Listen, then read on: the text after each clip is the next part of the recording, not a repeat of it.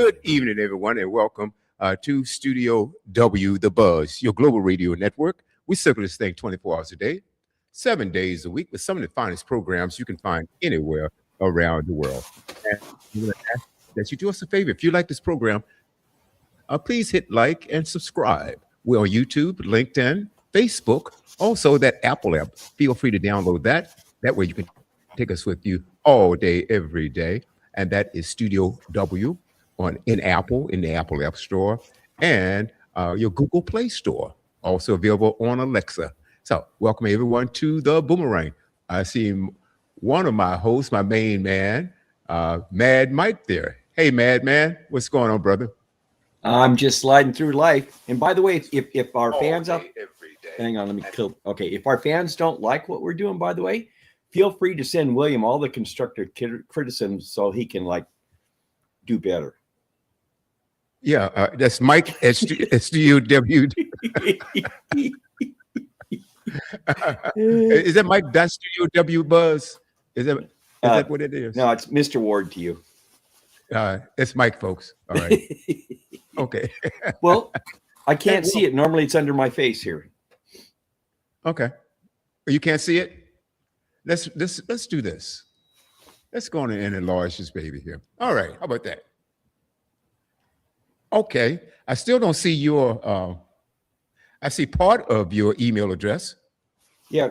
Remember, we had this issue where it's zoomed in too far, where you can't see the whole picture, and it cuts out my email address.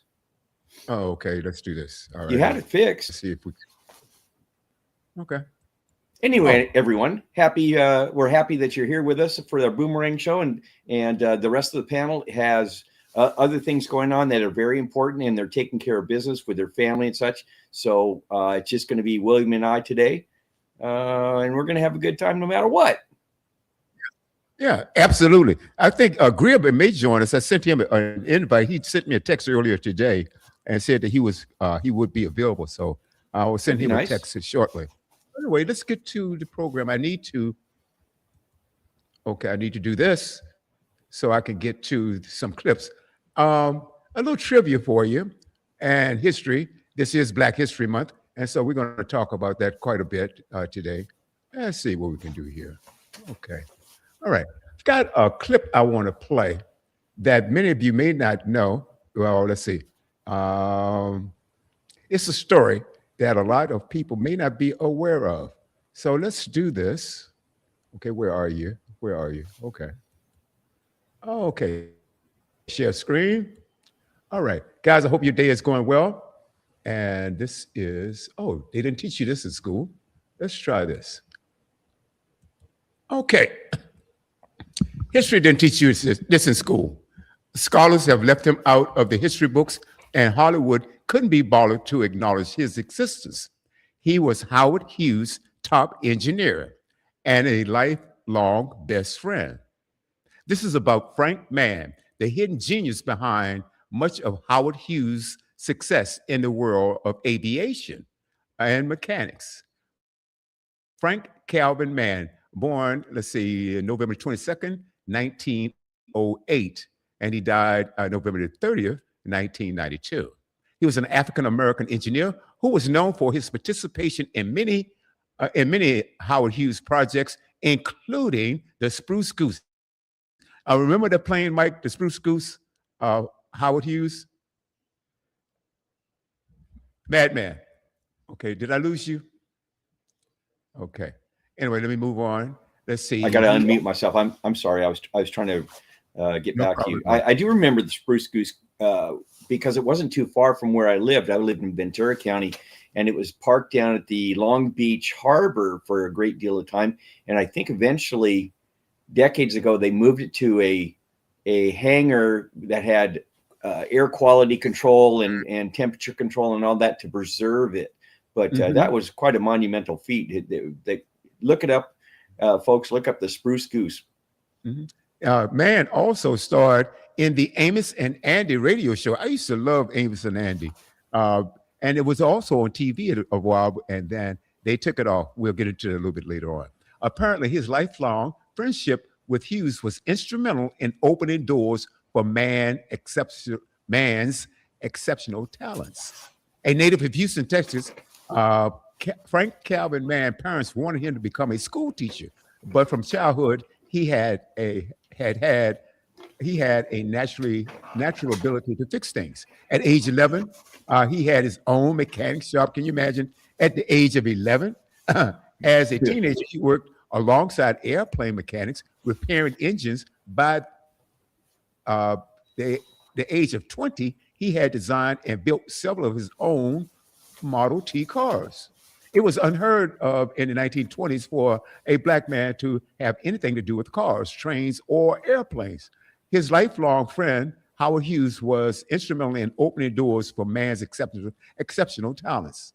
Mann attended the University of Minnesota and UCLA, where he earned a mechanical engineer degree. World War II equipment that revolutionized military weaponry would not exist if not for his involvement. Incredibly, few Americans are aware of Frank Mann. He was the first black commercial pilot for American Airways. He was No also kidding. distinguished a military officer in 1935, following Italy's invasion of Ethiopia. Frank Mann flew reconnaissance missions for the Ethiopian army. Interesting. He served in World War II Army Corps and was the primary civilian instructor of those famous Tuskegee Airmen in 1941. He left Tuskegee, and they were known as the Red Tails, by the way, and never lost a sortie. He left Tuskegee after a rift with the U.S. government, which didn't want the squadron of an all-black unit flying the same high caliber airplanes as their white counterparts. And Angry Man had refused to have his men fly World War biplane crates, okay, which because his airmen had proven themselves as equals, though they were being given inferior equipment and materials. Their squadron never lost a plane, bomber, or pilot, and they were nicknamed the Red Tails. After the war, Mann was instrumental in designing the first Buick LeSabre. Interesting. Automobile and the first communication satellite launched for commercial use. His pride and joy was a miniature locomotive enshrinement in the Smithsonian Institute. Mann also played a principal role in the Amos and Andy radio show. I mentioned that earlier. He moved back to his hometown in the 1970s. Mann died November the 30th of 1992. Well, that's the story of Howard Hughes, one of his best friends, and also his top engineer. Interesting. That's why history needs to be preserved, folks. We really need to know what's going on, what happened in the past, and that's how improvements are made today. Many things, a lot of things that were invented back in, well, the turn of the century, or even before, back in the 30s, 20s, 30s, and 40s, and even back in the 1800s, things were invented, and a lot of inventions were made by Black people, but they weren't able to get patents in a lot of cases, and they weren't able, or they were stolen, or just not given credit. So with that, but welcome to the set. I see Mr. Greer A. Webb. Hey, Greer. Good morning, guys, or good evening. Hey, Sorry, how's it going? Good to see you. Hey, pretty good. Welcome back. Welcome back. You Thank you. sent me a text. You sent me a text a few days ago, and you've had quite a journey, and you've met a lot of interesting people. You've done a lot of interesting things. I want you to take it over from right now. Tell us, what have you been up to? Well, first of all, it's great to see both of y'all. I know we've got an all-male panel tonight. Hopefully Ann is not offended, or Dr. Sims, but I'm loving the opportunity to be back with y'all. I actually did hear some of the end of that Black History Month fact, that Black History fact, Brother Brown, and I think that was great. I did not know about either of those men. I have seen the movie Red Tails, and I know about the Tuskegee Airmen, but I didn't know about the engineering. And I think it's just so interesting every time I hear about a Black person who contributed to the field of either science, technology, engineering, or math, because we don't hear those stories a lot. But there's also that movie that you all may have seen called Hidden Figures with Taraji P. Henson and Kevin Costner, I believe, where they tell the story of how Black women have been so instrumental into so many of NASA's big feats. So I do think it's important that Black history sticks around and that we tell the story, as we've all said on this show before, in a way that's honest and truthful and equal. So I'm glad to be back. Brother Brown, you're probably alluding to this morning. I love being in Atlanta. I call it the cradle of culture. We all know it's the cradle of the civil rights movement, and Dr. King grew up here, but I had the opportunity to visit this morning Atlanta's oldest Black church. For those of you listening in or maybe watching us, I'm currently in Atlanta, and this is where I will stay after graduating to begin my career in the law. And I had the opportunity to swing by Atlanta's oldest Black church this morning. This is also the church out of which Morris Brown College was birthed. And so I had the opportunity this morning to hear from the guest speaker, who was none other than Mark H. Morial, the president of the National Urban League, one of the nation's leading civil rights organizations. He was also the former mayor of New Orleans, Louisiana, and his father, Dutch Morial, was the first Black man to graduate from LSU Law School. And so he was the guest speaker this morning at Big Bethel AME Church, it is called. Oh, he froze. Oh, wow. He froze on us. All right. That's okay. We continue, Greer. You froze for a minute. Back up about 2 sentences and go again. Okay. So I had the opportunity this morning to stop by Big Bethel AME Church, African Methodist Episcopal. That is a denomination that has had a lot of influence over Black history in this country. And the guest speaker was Mark Morial of the National Urban League. His father, Dutch Morial, was the first Black man to graduate from LSU Law School. Mark Morial, who's about 60 years old, is the former mayor of New Orleans, Louisiana. And so he stopped by to deliver an inspiring word. We also heard from U.S. Senator John Ossoff. He was in the building and gave us a word about what the United States Senate is hoping to accomplish this year and what his thoughts are on some of the recent newsmaking moments, like the FBI's investigation, which is ongoing, of the Fulton County Election Center. On that note, the Fulton County DA was also in attendance, Fani Willis, who people have their own views on, but she's very known here in Georgia for 2 reasons primarily. One is that she took on Trump. Unfortunately, that case is no longer around, but that was the case that resulted in President Trump's mugshot being taken and spread around.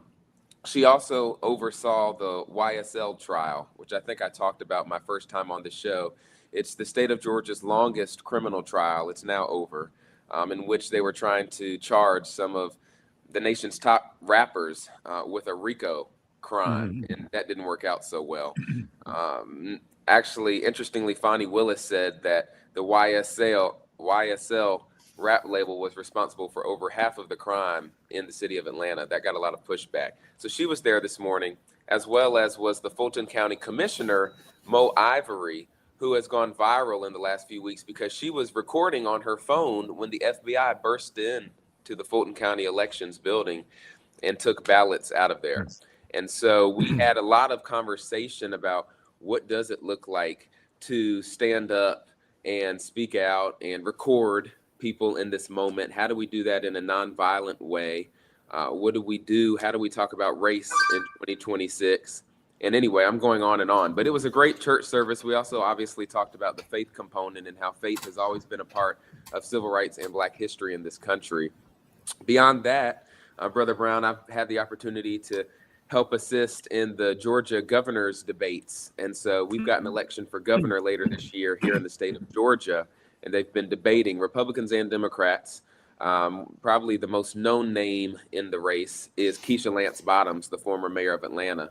And so we have a debate coming up next week that I've been able to take part in, help assist in preparing for. And yes, it's going great. Oh, yeah. And I guess I'm in law school still, too. So I'm trying to graduate, make it to graduation, which is May 10th, Mother's Day. So looking forward to having my mom and my family down here in Atlanta for that. Oh, that's going to be awesome, man. That's this year.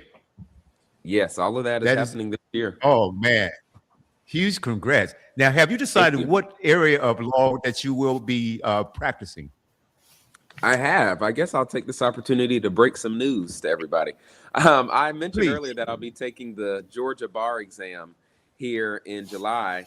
After that, I am grateful to share that I do have a job secured post graduation, and I'll be working here in the Atlanta area at an employment law and civil rights firm. Mm-hmm. Mm-hmm. So Well, civil rights, I'm is really that glad. the I'm really area? glad that you're going to be employed, Greer, because William and I, we both need our Social Security. We need people like you feeding into it. So I'm happy. I'm happy you're going to be gainfully employed. Thank you. Thank you. I'm happy too, so I can stop eating these ham and cheese sandwiches. Just don't Now, do top civil ramen. rights, Don't do the top ramen. Too much I salt can't and do fat. It's ramen. bad I for did that in It's college. bad I for you. refuse. I refuse. That's bad for you. now, is civil rights, is that the area that you will be practicing?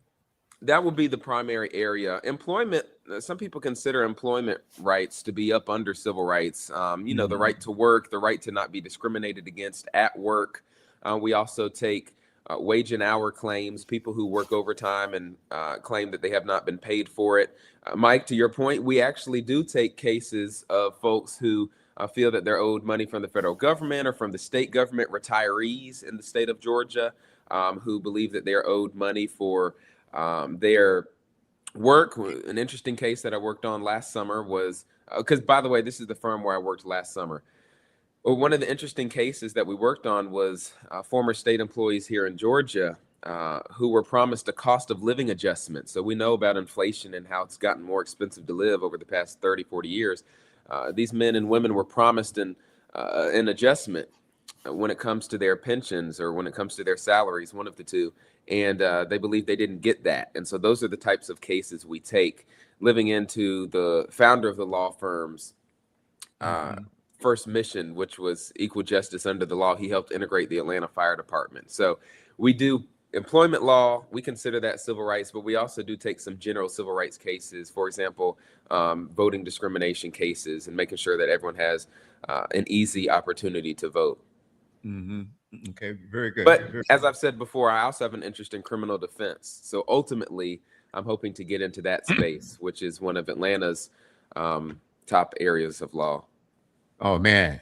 Well, I can say that I'm proud of you. I'm sure Mike is as well, and Absolutely. also your friend you. Rock that turned us on to you. I appreciate her very much, very much. Now, Rock was your teacher. She was your She was my instructor, right? elementary school drama teacher. Wow. And A you guys small stayed in world. touch all these years. All of these years stayed in touch. That is wonderful. Speaking of civil rights, some of these cases is going on now with ICE and detentions and things of that nature.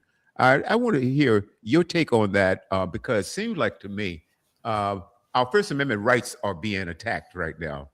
I mean, in a horrific way. And America was one of these places that you had free speech. You know, it's not Russia, it's not North Korea, it's not China, any of these places here. And I want your take on the things, especially that's going on in Chicago and Minnesota. And I found out a few weeks ago, I didn't even know it, that ICE is here in Virginia. You know, I hear the sirens going on. I could be on my balcony. I hear the sirens going on. I said, Mike, that's ICE. I was on the phone, Greer. I was on the phone with him yesterday, and all of a sudden I hear in the background, I hear a siren, and it's getting louder and louder and louder. And William says to me, he goes, Mike, I got to go inside. ICE is here. I mean, look, we're laughing, but that's true. They are all around. They've been here in Atlanta. They're not here in large form or force, but I'm not surprised that they're there in Virginia. Just a few quick notes, William. One, so they're actually pulling out of Minnesota. They appointed the new border czar, Tom Homan, to oversee things instead of Gregory Bovino, who's, I don't know, like a wannabe dictator dude. They got him out of there. Tom Homan's in, who actually worked with President Obama on deportations of undocumented people. And so at least back then, there were Democrats who really respected him. And so he says we don't really see any more benefit of staying here in large number or Mhm. fashion. And so they're pulling out of Minnesota. I'm They will glad. continue to conduct targeted raids of people across the country, which that's what they're supposed to do. I don't know what's going to happen with their overall tactics and the masking and all of that. I know we've talked about that before, and Mike made the good point that sometimes in certain instances, those things are necessary, especially when you're dealing with violent, undocumented immigrants. And that's who they said they were going after, the worst of the worst. But we do see that they continue to kind of mess that up a little bit. Anyway, to your point, William, I think there have been a few other not interesting in a good way, but troubling is a better word, civil rights violations at play. There was a recent report, either by ProPublica or another investigative news source, that said that these ICE detention centers, so for example, you've got someone who committed a crime in this country, they are not here legally, and then they serve their time in a local jail, let's say in Minneapolis, and then they're taken to an ICE detention center. They're saying that those detention centers are really flying under the radar. And I have an article here that we can show later, but those places are not doing what they need to do when it comes to human dignity. I mean, I think we can all admit that those people are still entitled to a certain level of basic humanity: food, water, shelter, clean air, not dirty water, clean water. And these immigration detention centers are not living up to that expectation, unfortunately. It's one of the reasons that I think there's been some hindrance when it comes to that Alligator Alcatraz place in Florida. I mean, that thing was thrown together so quickly, I don't think they were even considering human rights. And so there have been some human rights violations at some of these ICE detention centers. So I do hope that they remedy that soon. And then to your point about free speech, I mean, that is one of our most basic rights. And the case that immediately pops into my mind for that is the now independent journalist Don Lemon, who's on trial, or if not on trial, he's going through his case. He was just arraigned in Minneapolis the other day. And this is a federal case. They are discussing they have invoked the FACE Act, which we can get into later. But they're saying that he went in and disrupted this church service and caused the worshipers to not be able to enjoy their First Amendment right to worship. However, on the video, it clearly shows that he says, "I'm here with these other journalists just to document these folks have come from outside to protest." And what they were doing was alerting the congregation to the fact that the pastor worked for ICE, which a lot of the congregants did not know. And they said that would have changed their decision to join the church. He was videoing. He ended up interviewing the pastor, who gave him a voluntary interview, and then he left. And so they're saying that he was there to protest. He was there to cause violence and intimidate the worshipers, which I just see no evidence of. Here's the interesting thing, and this goes back to our overarching theme of doing what's right and the crossover between the two-party system. His main attorney, when you have cases like this, especially federal cases, you'll have outside counsel and you'll have local counsel. His outside counsel is, I believe it's pronounced Abby Lowell, who's a very prominent attorney. Okay. And then his local counsels, this person has to be from Minnesota, or at least licensed to practice law in Minnesota. I'm blanking on his name right now, but it's the former head of the federal prosecutors in Minnesota, who left his job after saying he felt pressured by this administration. So this former federal prosecutor in Minnesota, who ran the Minneapolis office, is now defending Don Lemon against his former colleagues because he believes that what they're charging Don Lemon with federally is so incorrect. And so to me, that's interesting because this guy, again, I'll find his name in a second, but he's a middle of the road guy. He was a federal prosecutor. He wasn't a defense guy. Don Lemon said, "Hey, can you help me?" And he said, "Yes, I know the laws, even the federal laws.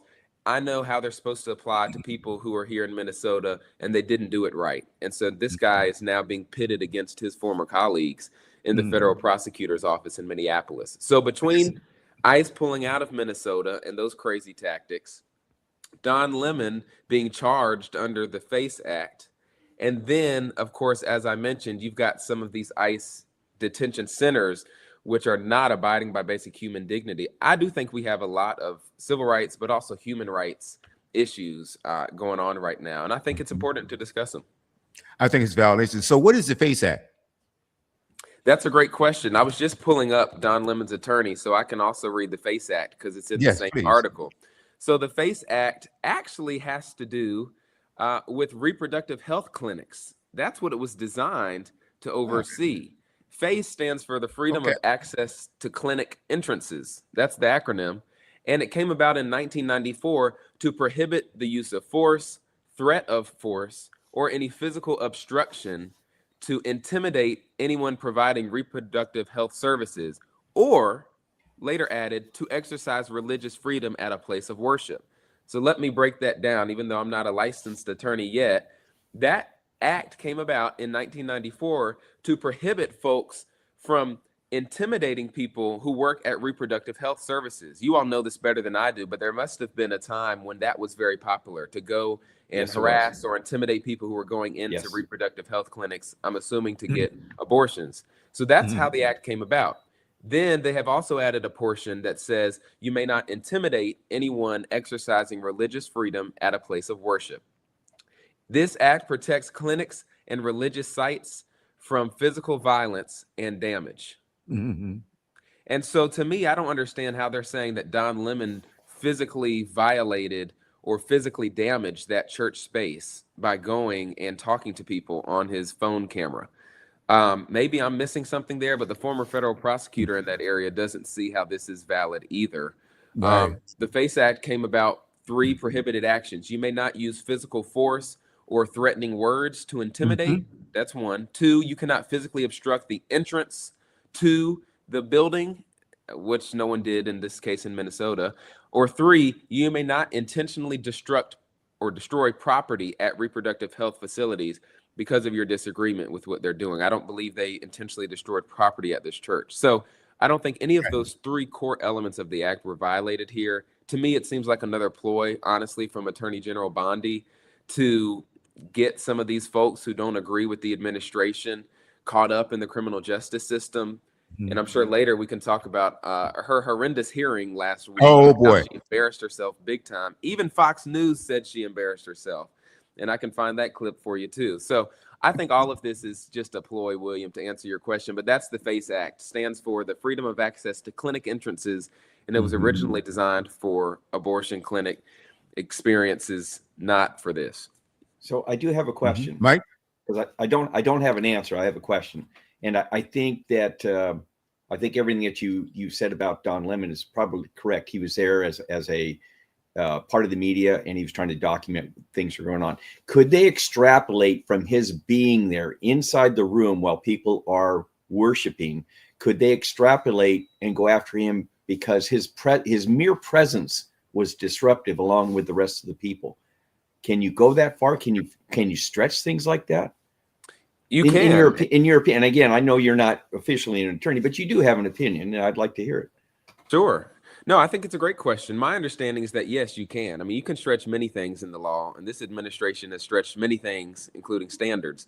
But that is, to my understanding, after watching, a few news segments on this story, that is what they're doing. They're saying that his mere presence, being there with protesters, was designed to intimidate.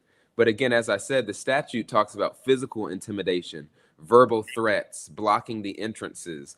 They didn't do any of that. They came, they yelled, they screamed. Sure, they interrupted the sermon and said, "Hey, do you know your pastor works for ICE?" And he was there with them recording. That to me is not a violation of the act. But yes, Gotcha. Mike, I believe the government in this case is extrapolating the act to say, well, his mere presence there with those folks who did go to disrupt, that violates the act. I think that's what they're doing.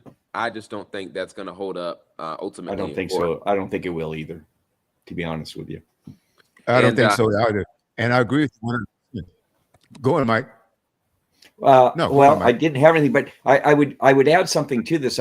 I believe in the past and through history that when the press is involved in things, freedom of the press usually gets a pretty wide path of leniency to what they do, because freedom of the press here is one of the things that democracy relies upon to make sure that the government or other people don't oppress anybody. So they've always given the press a fairly wide berth. And I know there's exceptions to all of that, but generally speaking, you don't mess with freedom of the press. You don't mess with freedom of speech. Those are things that are fundamental to our republic, to our society, to the United States.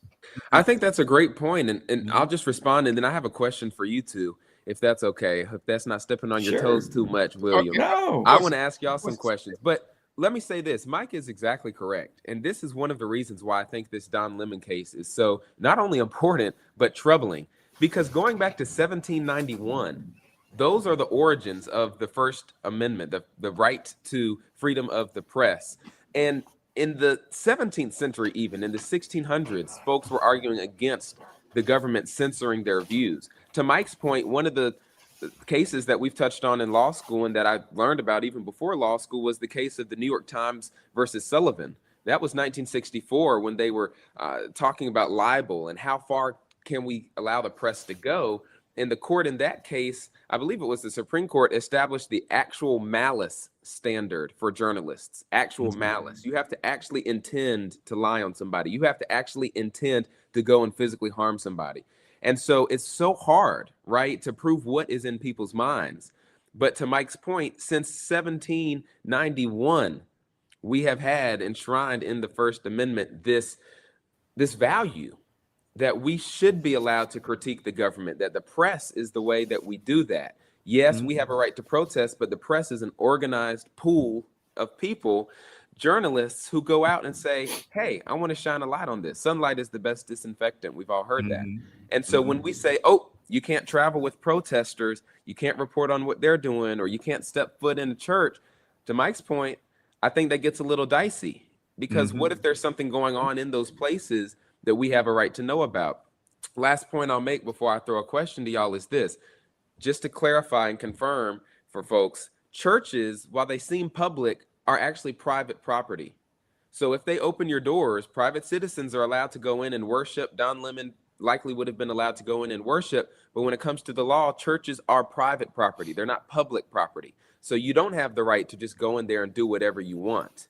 And so I think to Mike's kind of point again earlier, that is also going to be a part of the government's case. They're going to stretch it. They're going to say that Don was part of this group that was there to intimidate. But I also think they're going to say, they're going to play on the religious feelings of people and say, well, we can't allow churches to be disrupted because that's just, leads down a rabbit hole and you're not going to be able to worship and this and that. But if we're talking about the law, you do have the right, if they welcome you in, to protest. Now, the church can kick you out, but as I said earlier, the pastor stayed there and gave Don Lemon an interview during all of this. He wasn't wrangling these people and trying to get them out.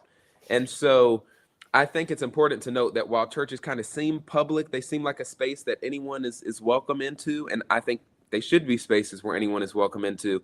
In the eyes of the law, they are private property. So if the owner of that property asks you to leave, you do have to leave. Don Lemon never stayed past his welcome. They never asked him to leave, and he said, "No, I'm staying." So it would be like a business refusing service. Yes, Similar? it would be like I go into Subway and I start acting rowdy, and they say, "Okay, sir, you got to leave to now. go. We're going to call the police." That's Right. exact same thing. Right. Okay. And if you don't, they can trespass you.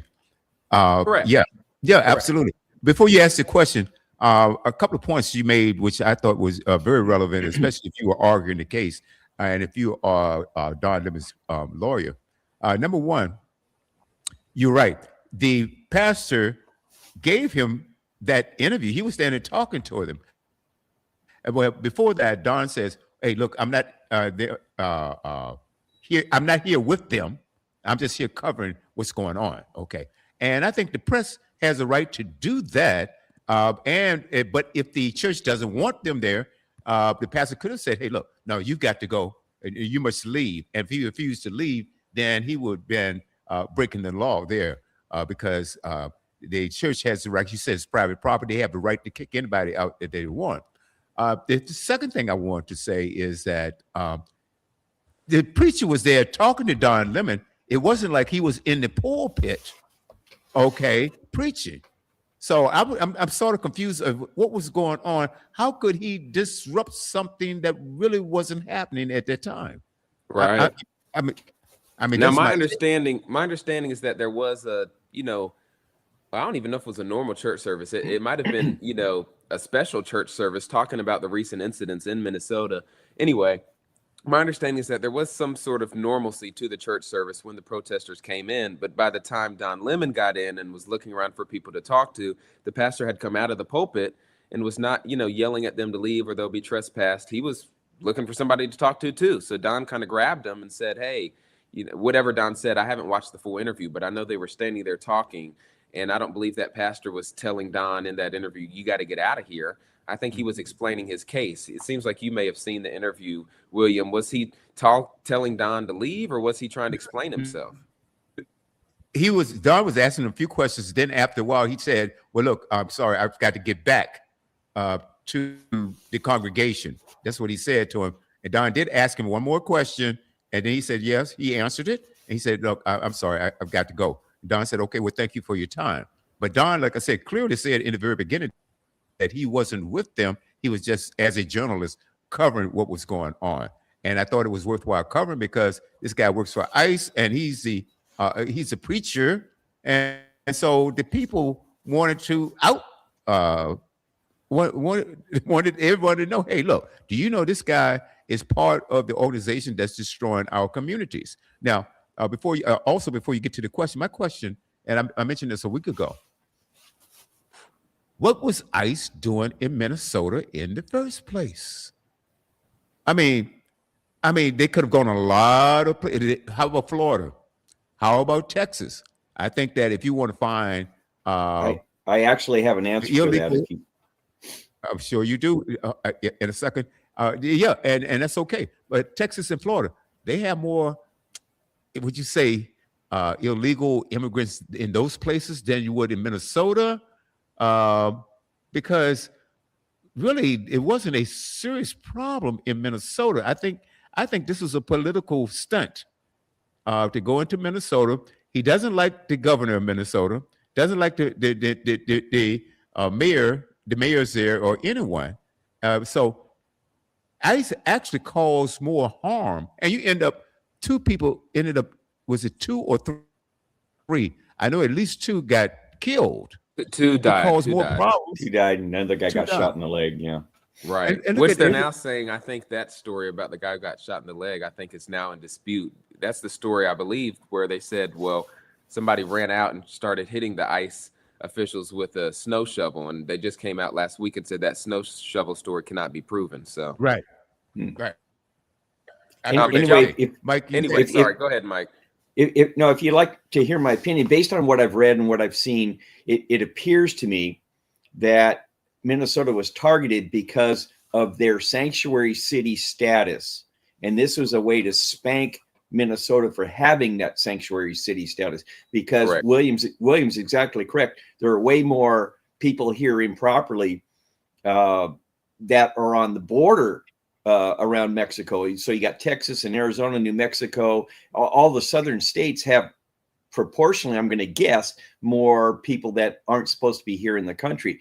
But what was being done, which again, I think you guys are on track, this is a political move to spank Minnesota because they classified themselves as sanctuary. New York's another one. They're going to try to go after them, maybe, depending on how circumstances pan out after Minnesota, because as you can see, they're changing their whole strategy now. But I believe that's why they picked Minnesota, because they were a large Somalian community, a lot of people there improperly, and all going there because it was a sanctuary city. So that's my understanding of it. And if you guys have any other different view on that, I'd like to hear it. Absolutely. No, agree. I think you're right. Yeah. See, the thing about it is, the irony is that the majority of the Somalians in Minnesota voted for Trump. That's true. Yeah, I saw a clip. I wish I could find it, but it's buried in the stack somewhere. I don't know exactly where it is, but yeah, I saw a clip, and it was a so-called leader of the Somalian community, and he had a bunch of people around him, and he went on, did a press conference, and he said, in so many words, that they were supporting Donald Trump. I'm saying, what? Wait. Hold it. Why would he go after someone that's supporting him? It doesn't make any sense at all. And so the sanctuary city case means a situation means, or I think you're exactly right about that. But anyway, I think that with all they're doing, and Greer, I want to ask you a legal question. I know you want to ask Mike and I a question, but the people that have been harmed, just like American, and it doesn't matter what your ethnic background is now, they'll lock up anyone that disagree with them. It doesn't matter whether you're white, you're black, and also they're locking up or detaining Native Americans. Come on. So you're going to deport Native Americans? Now, they haven't, as far as I know, they haven't deported a Native American. Where are you going to deport them to? Right.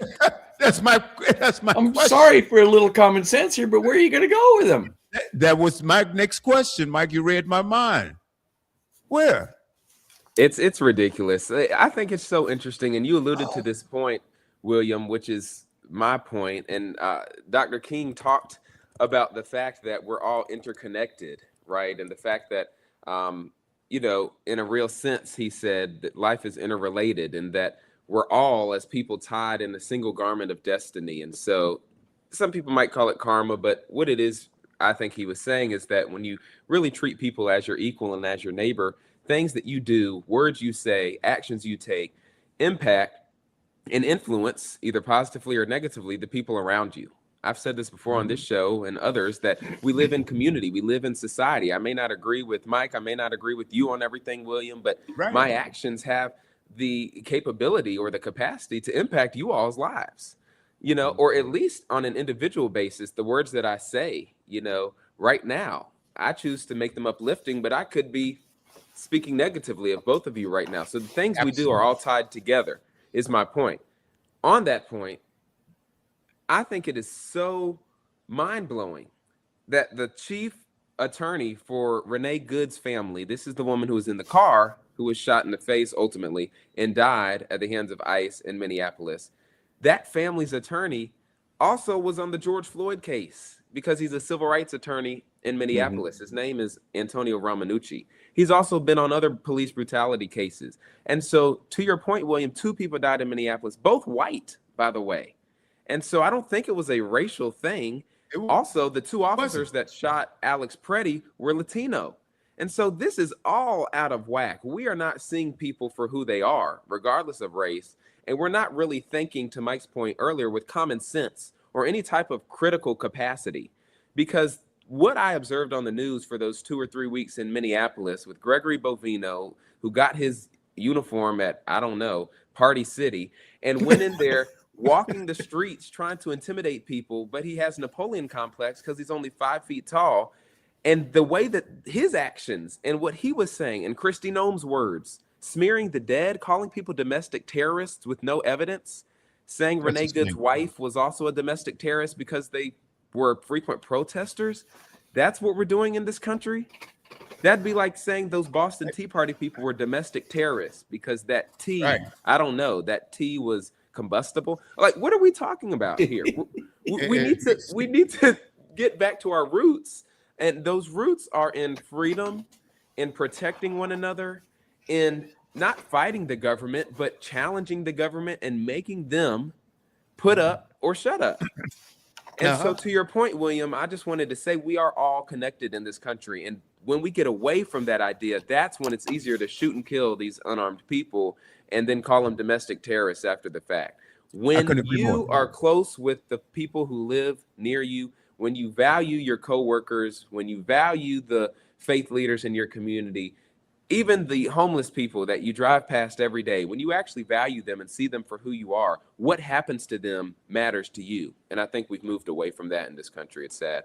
Absolutely. And I think that America, we've actually, and most of the world has been duped. The only people that's having a really, really good time right now, the ultra wealthy, because they've abused a system over hundreds of years. And that's why I have a few other clips we're going to get into about Black history also, because you said something profound, Greer. Is if we work together, do you know we can build the lower and middle class to having people having a better quality of life. However, the rich, they feel that if we keep them fighting down there, we can get away with our dirt. Oh, We can absolutely. get all of the money, and we can keep it all. Because I think racism and racist people, the hierarchy, this is exactly what they want. They want white people fighting black people. They want black people fighting Hispanic people. They want everybody fighting one another. It's the Keep us old divide poor, and dumb, conquer. It's very divide simple, divide and conquer. conquer. Yeah. That is the game that's being played, and we haven't figured it out yet. But I do have a comment. I do have a comment about something Greer said, if I can jump in real quick. Please, And I know we've been pushing off your questions on us. Greer. We're not trying I'm not worried. A good lawyer Okay. knows that. You get it in, Greer. We But promise. I'm going to get it in. I'm going to sneak that thing in. What Greer's talking about is society and community coming together so that we all know each other, we all work together, because the more connected we are with our neighbor, our brothers and our sisters, the more compassion we'll have for our brothers and sisters. But what's happened in America, and what I've seen over my years here, is that we're all becoming self-contained. We drive to our home, we open the garage door, we park our car in the garage, and we go in the house. We don't know who our neighbors are. I used to do investigations for the sheriff's department, and I do what we call knock and talks. I knock on the door, say, "Hey, listen, I'm your neighbors applied for this, and this, and we have to like check them out, make sure they're a person of good character. What can you tell me about your neighbor? Who? I don't even know who lives there. Well, where do they drive? I don't know. What color are they? I don't know. So I think that we've become so singular in our form that we spend time watching Netflix or on the computer or doing something else on our cell phones.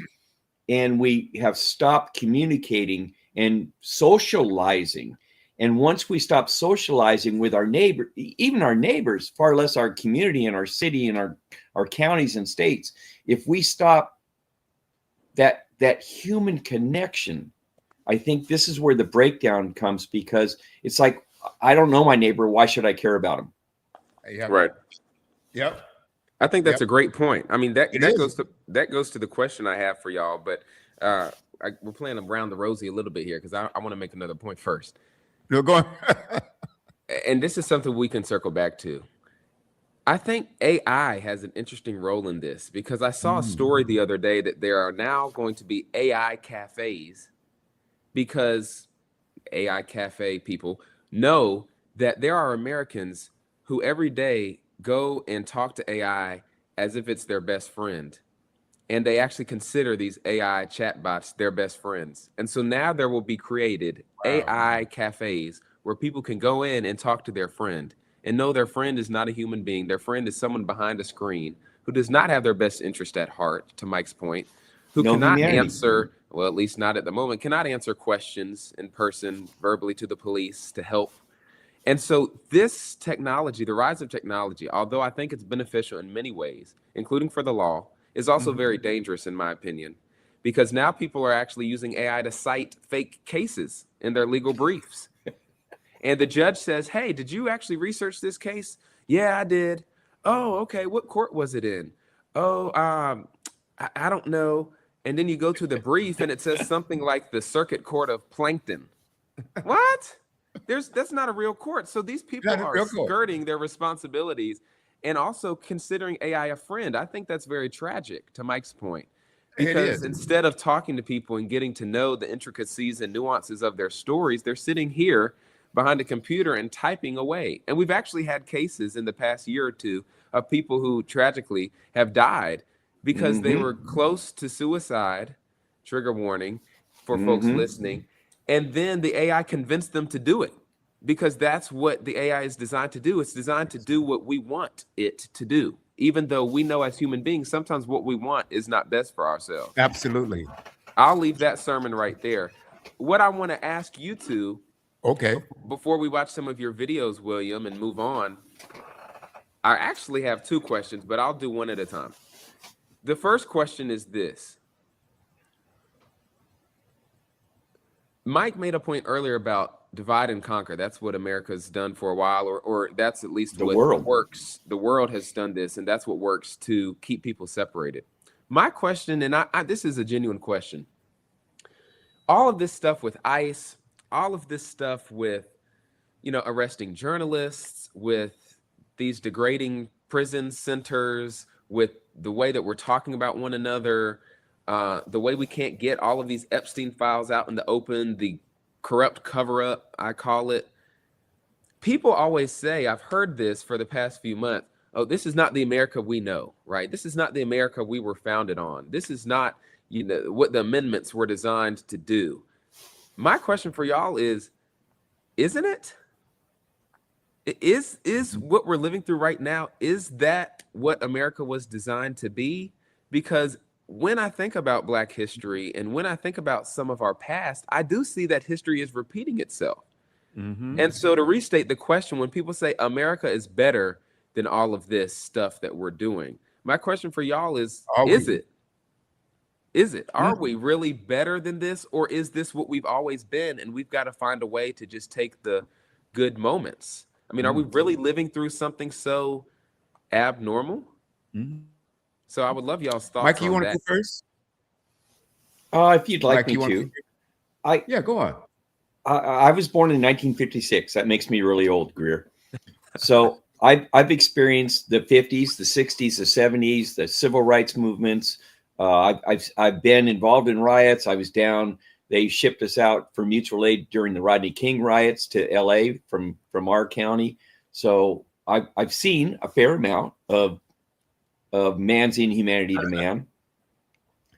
But what I see and what I have seen and what I feel confident about is from the time that the 60s, let's say, when I was really, because I don't remember the 50s, but the 60s and the 70s, and we had race riots and all that. I can say that our communication with other races and such, I believe, has gotten somewhat better. It's not perfect, but I've seen improvements where, like William was talking about earlier, in history, very few Black people were recognized for their magnificent accomplishments. And now you don't see so much of that. So I think there's been improvement. I think we've made some ground in that. You see, like in law enforcement, it used to be, or firefighters, it was all white males. Well, now you see women, now you see people of color, you see more diversity going on. So I think we have progressed. And I think as we've progressed, we've created some other problems, because now you've created some animosity, because people say, well, they really shouldn't be there. We're doing it for them as a favor, just so we can say we're integrated. So I think we've solved some problems, but we've created other problems. But I do see it going in a positive direction, that I think people that are LGBTQ or women that want to go into generally male-dominated jobs, I think it's gotten better. Is it moving quickly enough? Not for me, it's not. I don't think it's moving quickly enough at all. But I have seen changes at least here in the United States. I can't speak for too much of other countries because I haven't been to many of them. But I think we, as the United States, we've done a little better job. But yeah, we still have a lot of problems. We've got a long way to go. Mm-hmm. I think that's true. Yeah, I think that, yes, there have been many improvements made. I want to say this. I think that the problem that we have, and the world has, but especially, well, let's talk about the United States right now without problems, because it is reflective, or it is like a mirror of everything else that's going on in the world. Anyway, I'm going to go back to what I'm saying. Greed is our main problem. It just seems like to me, a billionaire wants $2 billion. I mean, he 1 billion isn't enough, and that's not enough, and that's not enough, and that's not. And so, how do they maintain their wealth? The way they maintain their wealth is that they keep most of the money, because it shouldn't be that 5% of the people own 70, 80% of the wealth in the country. And I think the figure might even be more than that. And when you have greed, then it also comes on and it can take on or create nefarious people. If they're that greedy, they're narcissistic, and then people will do evil things, some horrific. Most of the crimes committed in this country is behind what? Money. I think most of them are money driven. I really do. Okay. Somebody wants to, or someone wants to rob you. Someone wants to steal from you, whether it's the bank, whether it's the government, or someone on the street. People are greedy. They're selfish. And with technology, we've advanced. Oh, technology is through the roof. There's no question about that. The technology that we have today is far greater than it was 10 years ago. And what about 20 years ago, 30 years ago? I mean, it's just incredible. But we can't get along. Why is that? The most advanced society in the world can't figure out how to get along as people.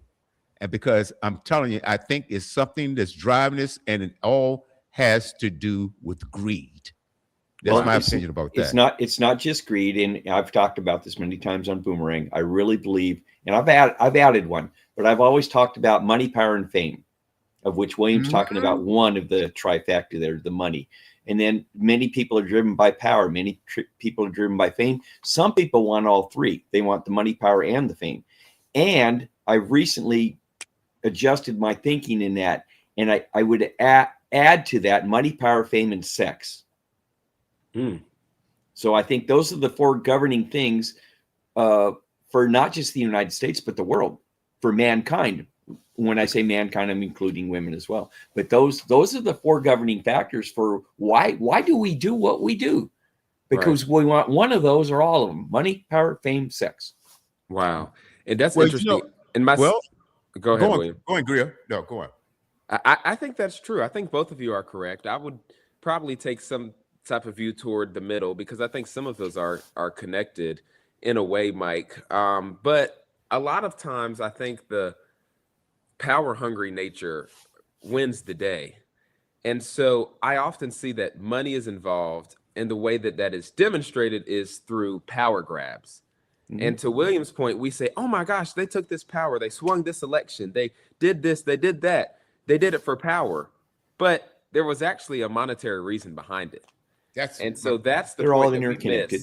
That I think they're all interconnected, and that y'all are both talking about is behind the scenes. We're not paying much attention to that money. And as we've said on this show, and I think a lot of average Americans, to use that phrase, know these people at the top, Democrats, Republicans, folks in any office, they do have a certain level of power that the rest of us don't have. And so I definitely think that there is a difference in how those people operate at the top levels. Am I saying there's this corrupt cabal of elite wealthy leaders? I don't know, but these Epstein files are making me think differently about that. There's something going on. And the Epstein file story, I don't know if y'all have talked about that recently, but that hits on all four of what Mike's talking about. Those people in those Epstein files who we continue to cover up, all of those things are present in the Epstein files. And yet we're putting out the information about the victims who have asked us not to do that. And some of them have already named themselves anyway. So we'll come back to that. I think they're all interconnected. And for me, what's missing out of that list, Mike, is community. We don't seem to be doing things for other people, which is what so many faiths teach, which is what the strongest societies across the world teach. I take Taekwondo, as I've mentioned on this show, which is a Korean martial art, and that's one of their pillars. What you do for me, you should be willing to do for someone else in the community, because we're all interconnected. We don't do things for other people. And I think, Mike, to your point, even back during the times of segregation in the 50s, 60s, into the 70s, really, there was more community on both sides. There was more wealth generated by Black folks and marginalized folks back then. Am I saying we need to go back to segregation? No. I'm sure somebody will come on here and clip that and play it one day. But let me just say again, I don't think we need to go back to segregation. I will stand on the fact that some things were, dare I say, better, but certainly different during segregation. The racial wealth gap was different. It looked different in general, but black folks and black small businesses did better in the 60s and 70s. Yes, I understand we were segregated, but to your point, I think a lot of people do fear this integration, Mike. And I've mentioned this before, but there's a book over here that Roland Martin, another very progressive but challenging journalist, wrote called An Examination of White Fear: How the Browning of America is Making Some White Folks Mad. And I think that's true. I think particularly on the issue of integration, there are some white folks, I think you were alluding to this, Mike, who are upset. And that's why we hear all of this stuff about it's got to be merit, it's got to be merit. Well, y'all didn't have any merit, and y'all were running the show for hundreds of years. And now that we're saying, hey, basic equality, please, now you're saying, oh, no, we've got to add in merit again. Merit was really never part of the consideration. And so a lot of these people who say, that's why I've said before, and we'll say again, a lot of these people that folks on the right are saying, oh, you're a DEI hire. No, they definitely earned it. They actually deserve to be there. You just don't like the fact that you don't have that job, and that this person who might have a differing view than you do is in that role.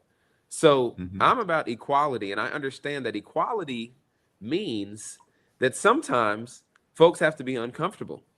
Sometimes you're not going to get everything that you've gotten for 300 years because that wouldn't be equal. I think one of the best analogies for this is the running the race thing. If you start 10 minutes ahead of me and then you say, okay, Greer, now you get to start, what good does that do if you got a 10-minute head start? You've got to give me 10 minutes. You stop running for 10 minutes, let me catch up. There you go. Oh, but we gave you a leg up. What? That doesn't even make any sense. Doesn't make any sense. My second question, because I do want to get y'all's thoughts on this, especially Mike as a former law enforcement. And I know I'm switching the conversation a little bit, William. So if you want to play your videos first. No, go on. Please feel free. But it's a real simple question. Where is this Nancy Guthrie lady? Oh, wow. And what is going on in Arizona? That's out your way, Mike. I need to know your thoughts on that, because this is a really loaded question. I'm going to do my best to be careful what I say. It's called the boomerang, right? That's the boomerang. This is going to sound very cruel, but it's my opinion only, not the opinion of this station. Based on what I know about what I've seen and read, and I've been staying up on it. In fact, it's on my other computer right now, trying to keep up with it. There's too many hokey things going on here. When I've dealt with kidnapping, the kidnappers deal with the family directly. They don't want law enforcement involved. Right. Because if law enforcement is involved, law enforcement has all kinds of tentacles to reach out and get you or trick you or find you or negotiate with you. The last thing kidnappers want to do is negotiate with law enforcement. Right. So I find it right off the bat, I find it very odd that if it's a legitimate kidnapping ransom notice, why did they send it to TMZ and the other media? Bingo. That's a red flag with me right off the bat. Something's really off here. And they're, as far as I know, they're not communicating directly with the family from what I've seen lately. If I'm wrong, you guys correct me, please. No, you're right. God, I hate to say this live on the air. I believe, based on everything that I've seen with the blood, with her pacemaker disconnecting information from her phone, so the timeline seems correct. It seems like a home invasion. Maybe the home invasion went bad and it became a kidnapping. And then they're scrambling. I think somebody botched something somewhere here, because you wouldn't be communicating again with TMZ and the news media. God, everyone forgive me, because I really, truly hope I'm wrong. I believe she is no longer with us. I think you're right. And I believe and I've talked to my other law enforcement partners that have done kidnappings and done homicides and such. And we're all shaking our head, and we're all kind of like, we don't want to say it, but we believe that she's not with us any longer. We believe that the reason they're not showing proof of life is because they can't. And I believe within within probably the next, I'm not even going to say a week, I'm going to say within the next 4 to 5 days, they are going to find her or them, and this case will not be solved, but they will have answers. And I don't think it's going to be good answers. This is not going to end well. It's been 2 weeks now. She's elderly. She's on medication that she needs all the time. Yep. I'm actually of the mind that she may have died that night. Wow. As cruel as that could be, I'm not trying to be cruel. I'm not trying to be heartless or senseless, but I've got to use my critical thinking skills based on my knowledge and expertise. And I just don't see this playing out well. I've dealt with children being kidnapped. I dealt with one here in San Bernardino where they taped up mom and dad and took the kid down to Mexico, and they cut all his hair off and they found him in Calexico, I believe. I dealt with that one with the department. That's an interesting one. And the way they found the kidnappers is because they duct taped mom and dad up. Well, if you've ever worked with duct tape, when you peel it apart, your fingerprints get on it. Right. So when they peeled our homicide people are incredible. When they peeled the duct tape apart, they found all the fingerprints, so they knew who the kidnappers were. It's really an interesting story. I think that's about 10 years ago, something like that. But just based on that and talking with my partners that I worked with and retired guys that are guys and gals that are still currently working, this is not going to end well. There's too many red flags. They're not communicating with the family. There's no proof of life going on. The ransom notes going to anywhere but the family.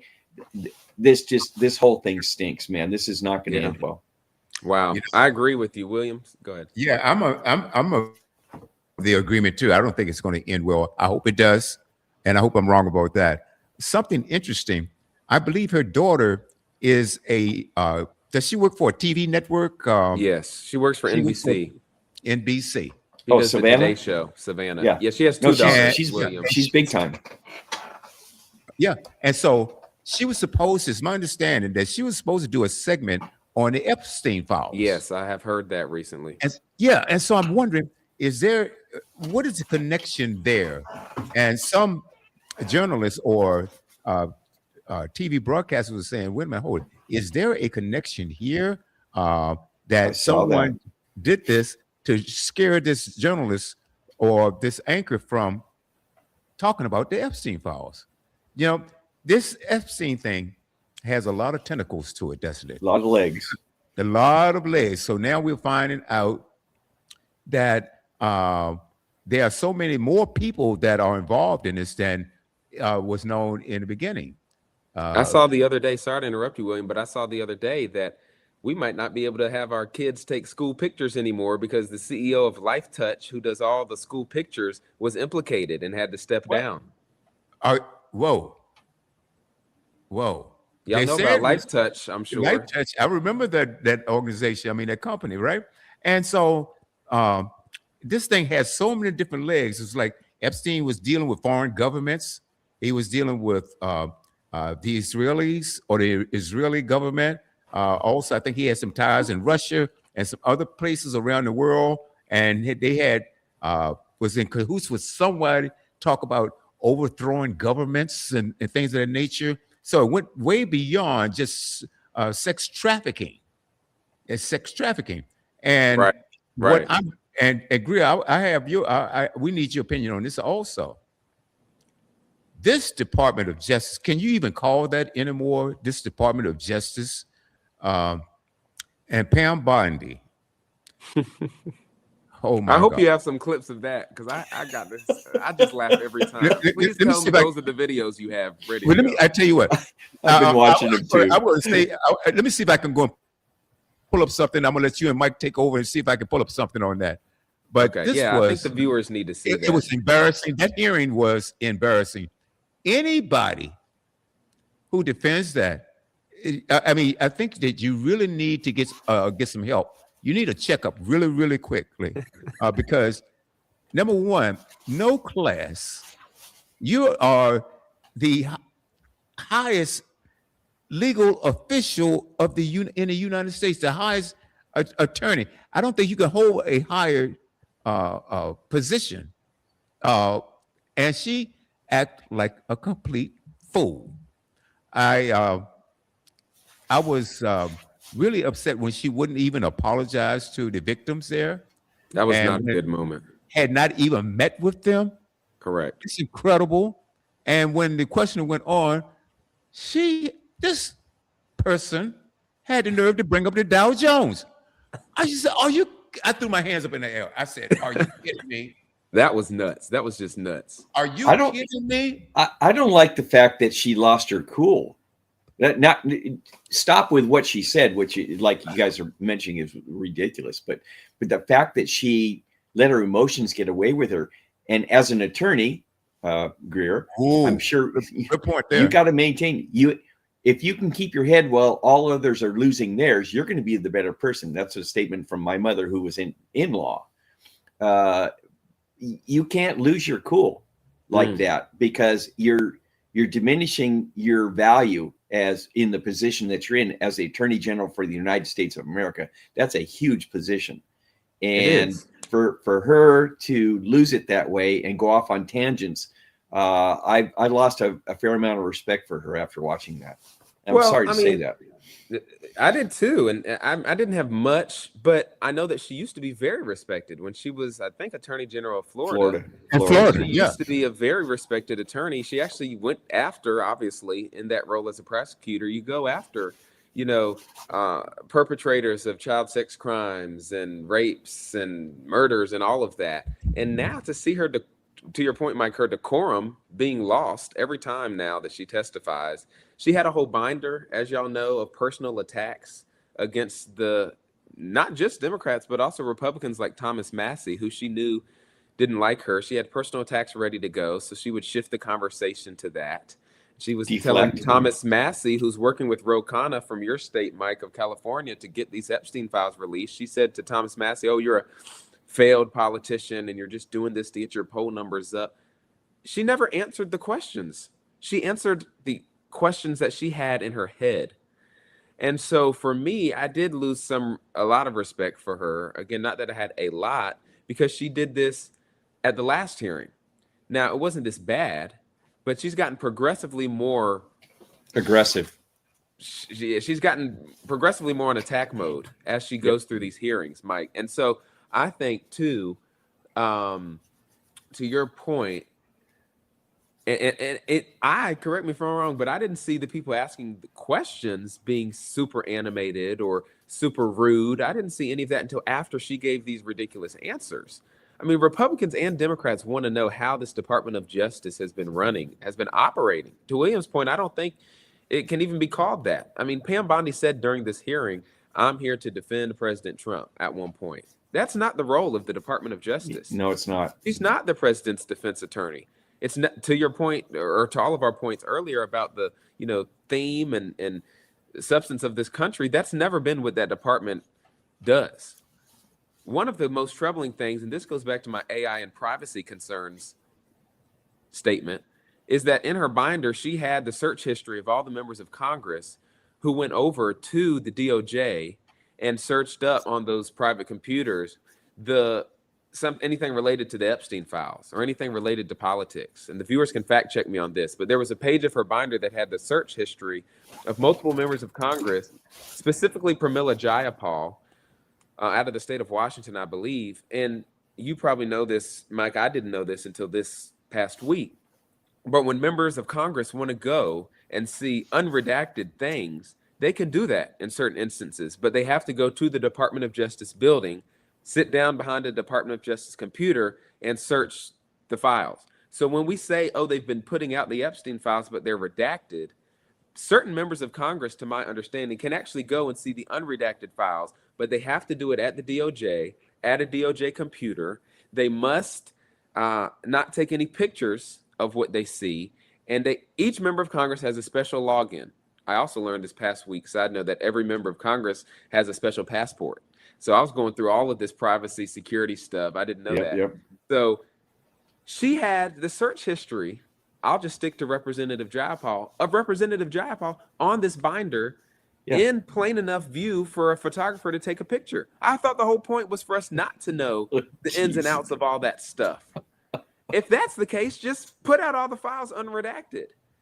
I understand wanting to protect people who have I'm with you. done anything, but I just don't understand why they're not putting these files out and telling us who, visited and all this stuff. We're finding out on our own. Howard Lutnick, who's running the tariff and trade policy stuff, said years ago, "Oh, I would never let my family around Jeffrey Epstein, and I've never been around Jeffrey Epstein. He's nasty and rude and all the rest."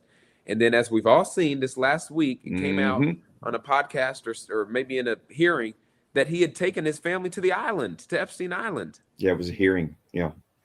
So, right. So he said the lie on the podcast, and then it came out in the hearing that he actually has been to the island, or at least on a boat with Epstein. I think from what I understand, he had lunch. He had a meal with Epstein, and his kids were off with their nannies, plural, going back to our elite conversation. Mm-hmm. And you're there with Jeffrey Epstein and others. So you lied. And I don't understand why something like that would need to be redacted. If somebody who was in leadership position in this country was running around with Epstein and thought that was okay, I kind of want to know that. I'm not saying they need to be fired. I guess that's the employment lawyer in me. But we need to know that. We need to know that you were running around with Epstein, because from what I've seen and read and studied a little bit, there's no way that none of his friends knew what he was doing.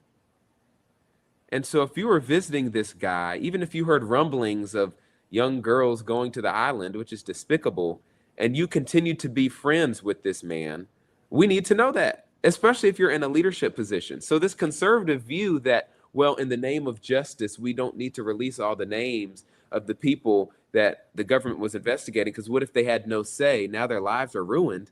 Most of these people are elite, older, white, in many cases, men on both sides of the aisle, whose careers have been set for decades. So I don't understand that talking point. When the victims are saying, hey, we're okay with releasing the names, even though it's going to re-traumatize us, or hey, we have something to say, and we're going to come to these hearings until we get a meeting with the attorney general. Hey, we're going to go on the news and talk about this terrible thing that we experienced 30 years ago. And we're sitting around like, oh, I don't know if we should put that name of that guy out or this one. That's just disgusting to me. So anyway, structurally, the most concerning thing to me was that she said, I'm here, to defend this president and this administration. That's not the role. The role is to go where the facts lead and make sure that all Americans have justice and are secure in their rights and liberties and property. That was a very concerning hearing for me as somebody who's going into the field of law. If you're going to look at things from a legal standpoint, you can't look at things backwards. You can't say, well, we think this person did this crime, or these people did this crime, and now we're going to prove it by going backwards and trying to manipulate the facts, clues, and evidence. You must, and I used to teach this with the academy and stuff. You must let the facts, clues, and evidence lead you to whatever the outcome is going to be. You can't do it in reverse. It has to be a forward movement. You have to take one step at a time, just like you're going up to the second story. Step 1, step 2, step 3. And you can't jump any steps. You can't make assumptions. It has to be based on facts, clues, and evidence. So do you think they're trying, are you saying that DOJ is doing that reverse maneuvering?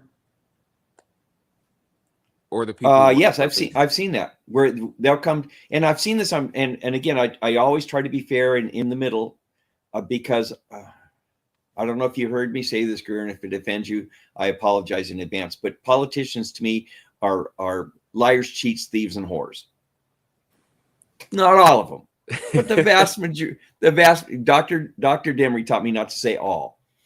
But the vast majority of politicians, I don't trust any of them. I don't care which side you're on. They're liars, cheats, and cheats and whores. Their number one, this is my opinion again, their number one focus in their career is to get reelected or move to a higher office. Mm-hmm. As far as this, I'm for my constituents. I'm for the community. I'm here for the people, the little people, the big people, the workers, the common. I don't see it, because I look at actions versus words. Mm-hmm. And when I look at politicians' actions, they're not consistent with their words. Mm.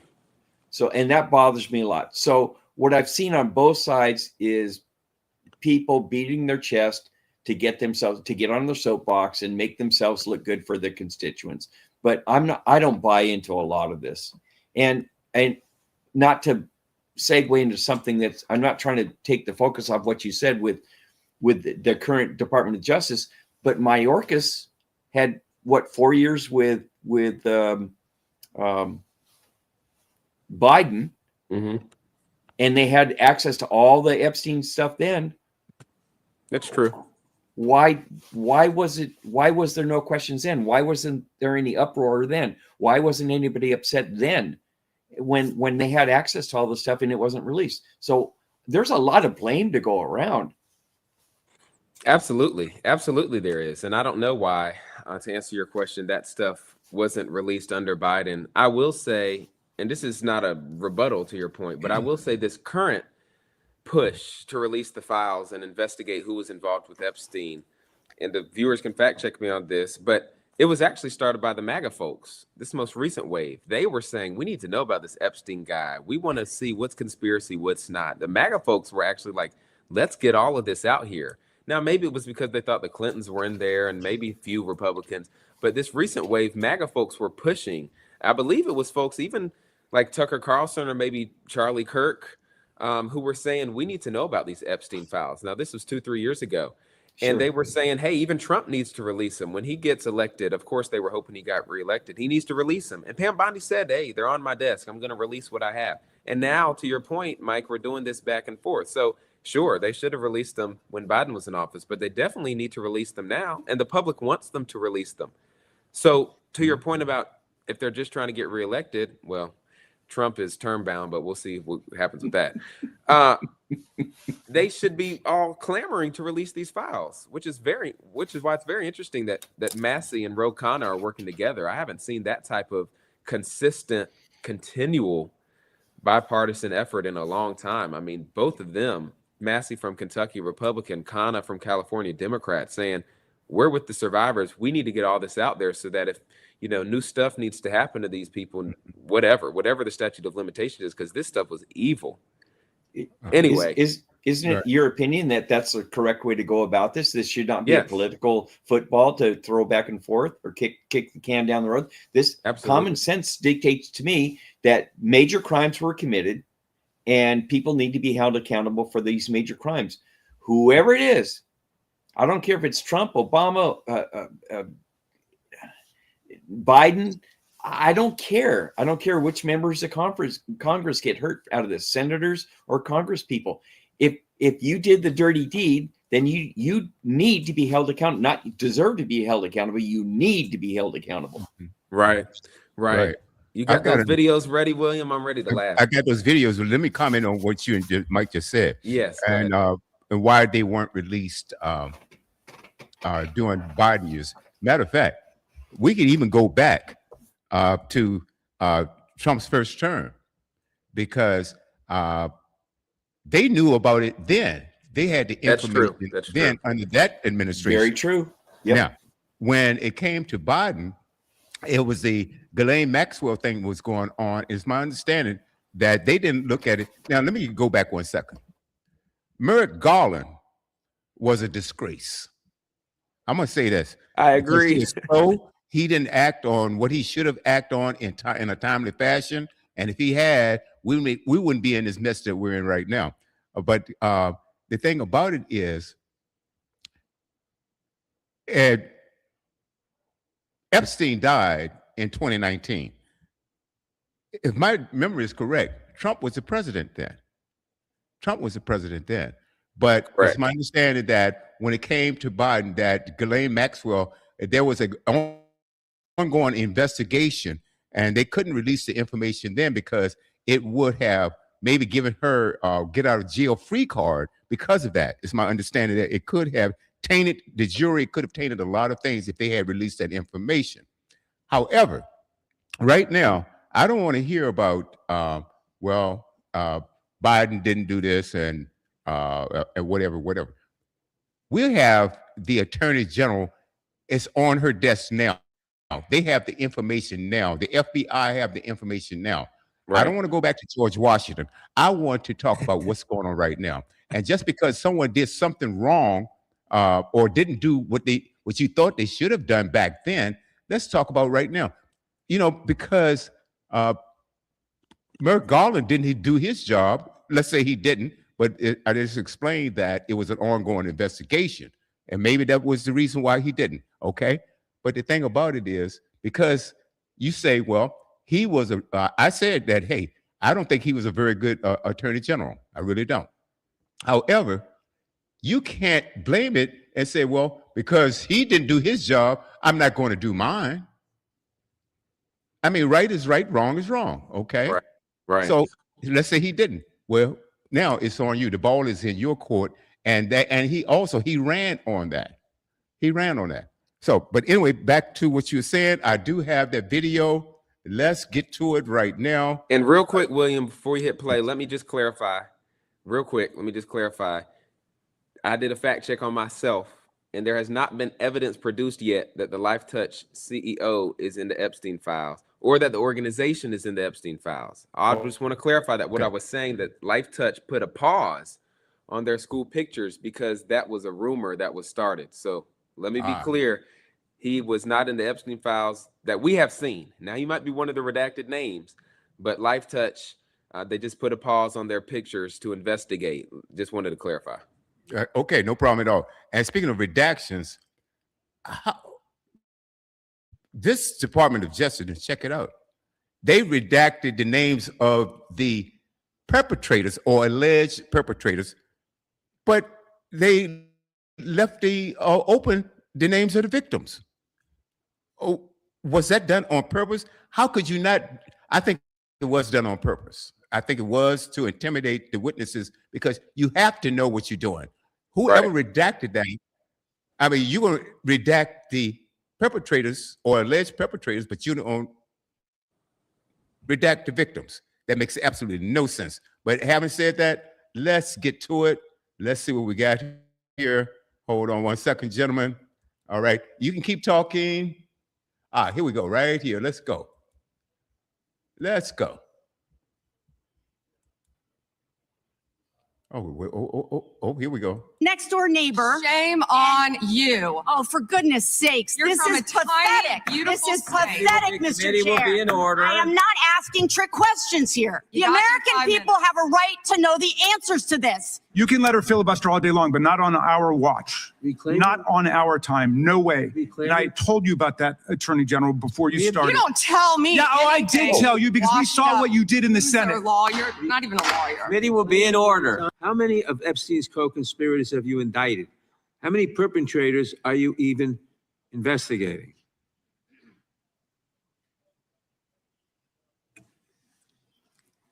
First, you showed it. I find it. How many have you indicted? Excuse me. I'm going to answer the question. Answer my question. No, I'm going to Yes. answer the question How- the way I want to answer the question. No, Your you're going to answer theatrics the are question the way I ridiculous. asked it. How Chairman many have you Jordan, I'm indicted? not going to get in the gutter with these people, How many but have you- I'm going to answer the question. How many have you indicted? Again, the time belongs to Reclaiming my time. the time I belongs. think it's very Reclaiming interesting. my I time. think it's very Reclaiming my interesting. time. And you can When reclaim he your talks time. about they Reclaiming my time, indicted, Mr. the Chairman. president said they Close the indicted clock. him twice. Mr. Chairman, please They stop the sure clock did. and stop the he clock and indicted- restore his time. Okay, here we go with these Committee will be in order. theatrics. The time belongs to the gentleman back from the New clock, York. please. We will give you a few more seconds. We will do that. But when Reclaiming you ask my- a question, the The witness question gets to was- answer. You may not like the answer, but she Right. gets to The answer. question was, how many of Epstein's... They don't like Que- the answer, Reclaiming Chairman, my time. because it's honest. Reclaiming- So he asked a Reclaiming my 4-minute time. question. Restore 45 And seconds, I am Mr. Nadler, going please, to Mr. Chairman. Reclaiming my time. answer. You can let her filibuster all day long, but not on our watch. Reclaiming- Not on our time. No way. Reclaiming- And I told you about that, Attorney General, before you You started. You don't tell me. Yeah, I anything. did tell you, because we Washed saw up. what you did in the Who's a Senate. lawyer, not even a lawyer. Committee will be in order. Time, and I should get back at least 45 seconds. We will give you a few more seconds. I Not a said that few more, already. 45 seconds. Okay, I'm timing right now, Mr. Nadler. Go All ahead. right. Reclaiming my time.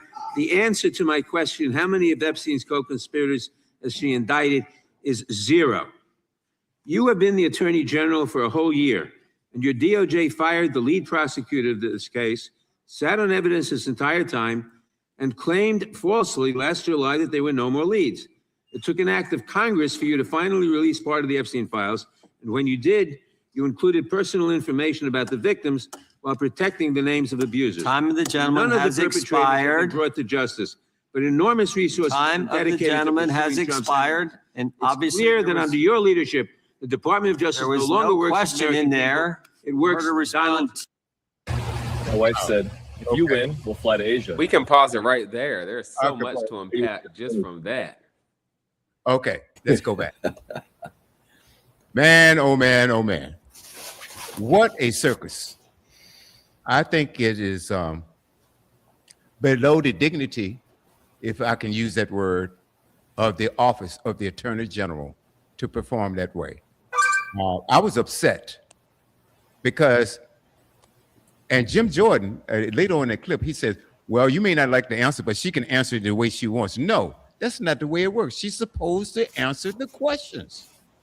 As a matter of fact, I think the way she has been performing, the lack of accountability, the illegal stuff that she has allowed to happen and still doing, the cover up, it's a complete cover up. I think she should be impeached. I think they need to use what I think is Article 2, Section 4 of the Constitution. They need to get rid of this entire cabinet. It's a terrible cabinet. Everything in this cabinet is rotting. It's right. They've said that, I don't know, I don't think it's going to go anywhere, but folks have said that they want her to resign or they're going to try to impeach her. They've said the same about Kristi Noem, specifically after the domestic terrorism lies that she told.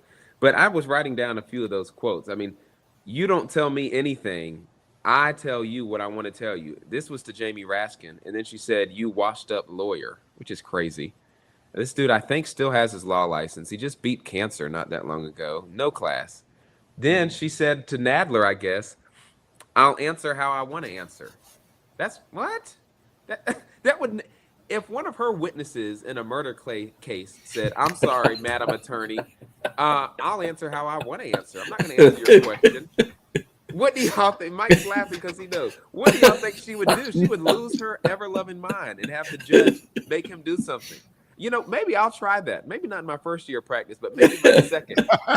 When I'm responding to the judge, I'll say, Judge, I'm sorry. I want to talk about something else. I'm not going to respond to your question. Hey, Greer, before you do that, make sure you look up the word contempt. Exactly. Exactly. These people need to be held in contempt. The other thing, and then I'll let y'all respond. But the other thing I wrote down was that lady from Vermont. She's a Democrat. Her name is Becca Balint, Balint. She was one of my favorites.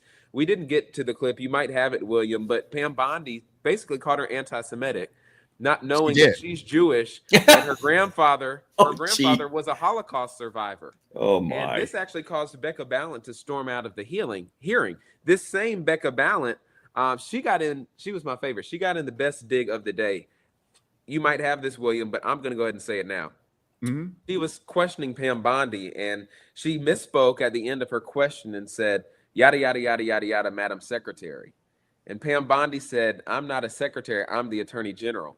Mm-hmm. And Becca Balint said, oh, couldn't tell. Couldn't tell. I thought that was the best. Did you see that, Mike? Oh, I did. Yes. I did. That's a mic drop right there. That was a mic drop. And that was the end of her questioning. I couldn't tell because none of us could tell. She was not acting like a level-headed attorney throughout that hearing at all. That's objective. Never lose your cool. Yeah. You know, not only that, she was disrespectful. And also I found out when they certain Congress men and women went to, they had to go down to their office, the Attorney General's office, I believe, to look at supposedly the unredacted files, only to find out that a lot of them were still redacted. Oh, I didn't know that. So they were redacted even on the DOJ computers? Yes, on the DOJ computer, they were still redacted. Some of those were still redacted. Wow. And which is crazy. To be like. And they also spied on the Congress people that went there. Okay, did you guys hear about that? Mike and I were talking about that while you were searching up the video. Yes. They went and spied on there's them. a trace. You can trace back. I don't know whether that's illegal or not, but it's certainly unethical. Right. I don't think it's illegal. It's definitely unethical because the purpose, as Mike and I were talking, is to go to that DOJ building each congressperson has their own unique login and they get to look at unredacted stuff. So for Pam Bondi to have that in her binder and be talking about it, or at least have it visible to a photographer, that seems very unethical. But I don't think it's illegal necessarily. I believe you're correct. It's not illegal, but again, it's unethical because what they're doing is they're maybe this is the wrong term, but they're spying on what you're looking at so they can use it against you at a later date. Absolutely. So they're weaponizing your search records. They're weaponizing it to use against you later. Let me see if I can find that other clip. You guys continue. I thought something else that was funny, Mike, was, and this shows you the mindset. Again, not all, but a lot of these cabinet members who are a lot of the wealthy elites we've been talking about. Pam Bondi, to this Becca Ballant person who's from Vermont, she said, "I'm not answering your questions, blah, blah, blah, blah. You're from a small state." That was one of the things we heard in that video. And I'm like, so you don't represent the people of Vermont, or you don't like the people of Vermont? That's a terrible mindset for someone in position of leadership to have. How tone deaf is that?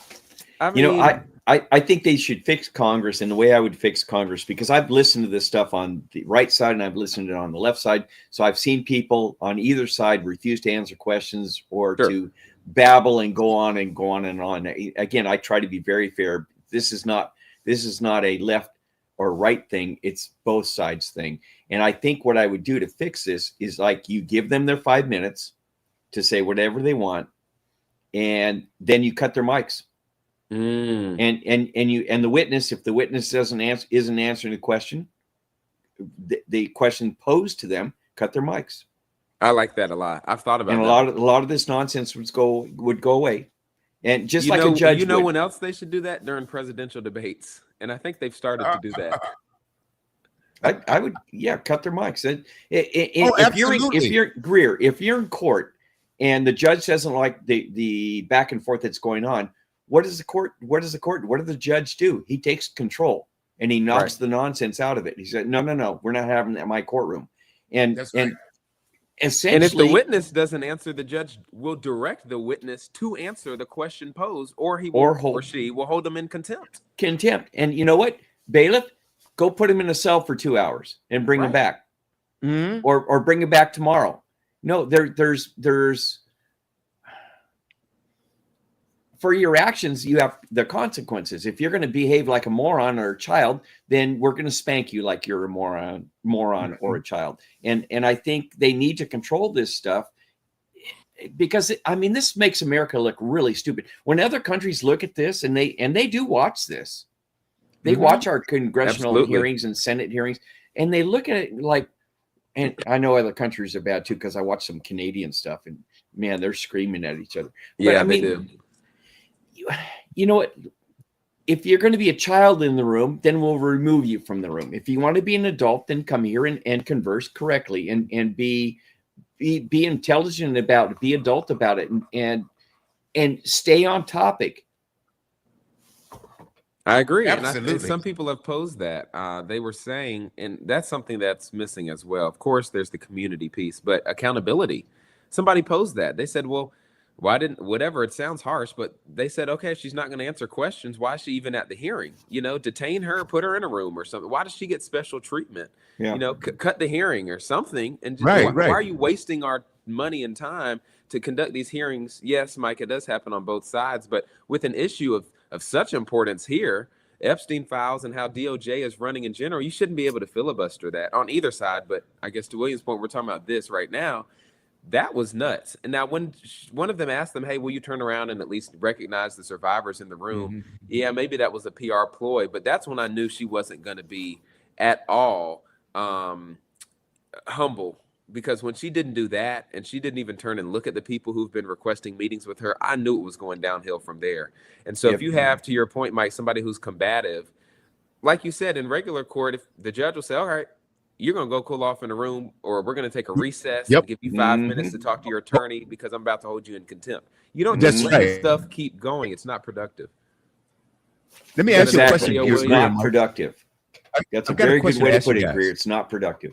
I like that. It's not. I got a question to ask you guys. Well, can't the Congress hold her in contempt? They can. That is something they can do, yes.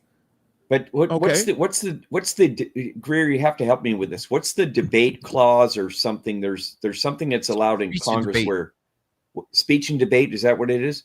Yes, there's a speech and debate clause, and I'm doing some real-time fact checking. But my understanding, even without looking it up, is that there is a I'm blanking on the word. Shoot. Anyway, there's a protection around members of Congress for what they say on the floor of either the House or the Senate. But when you're talking about cabinet members or any person who comes to testify as a witness, they can be held in contempt. I think that even applies to Congress members. She, of course, is not a Congress member. So I just looked it up. What is the process for holding a cabinet member, which she is, in contempt? It involves a congressional committee investigating the incident, issuing a subpoena, and then Congress voting on a contempt resolution. So, and this can all be done in an expedited fashion. It's been done before, but this resolution to hold someone in contempt and then basically detain them has to be passed by a full vote of both the House and the Senate. Oh, well, you know that's not going to happen. Yeah. Then if, let's say, pigs fly and that happens, then the subpoena is referred to the U.S. Attorney General for prosecution of that person. Okay. So, okay. All right. And the Department of Justice has discretion over criminally charging that witness. So that tells you what's going to happen with that. That tells you exactly what's going to happen. Yeah. Okay. Like you said, when pigs fly, right? Okay. Right. I've got that clip. Let's see what we have here. All righty. All right. Let's see. All right. Let's do it. Donald Trump. I want to move on to another Can I answer question. your question about protecting? You answered the question. You're saying no. I love this. I want to discuss another man, Donald Trump, who is all over the Epstein files, like former Prince. Here's the video.